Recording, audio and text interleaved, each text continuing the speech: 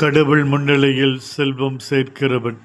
செல்வம் இங்குள்ளதோ அங்கே எங்கள் உள்ளமும் இருக்கும். இயேசுவே, நீரே ஒப்பற்ற செல்வம்.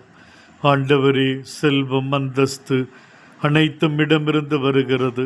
நீர் அனுமதிப்பதினாலேயே கிடைக்கிறது. அந்த செல்வம் எங்களை இம்மிடமிருந்து உம் பணியிடமிருந்து பிரிக்கக்கூடாது.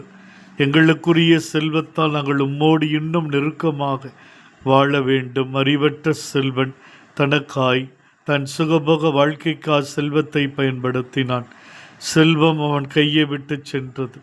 பணக்கார இளைஞன் ஏழைகளுக்கு கொடு என்கிற செயல்பாட்டில் அவன் இணையவில்லை. செல்வத்தை இழந்துமை பற்றி கொள்ள விரும்பவில்லை. முகம் வாடி போனது. மீனவர்கள் வலை கிழியும் அளவிற்கு மீன்பாடு கிடைத்தாலும், இதுவரை பார்த்திராத மீன்களை பார்த்தாலும் ஆசைக்கு மேல் ஆசை அவர்களுக்கு தோன்றவில்லை.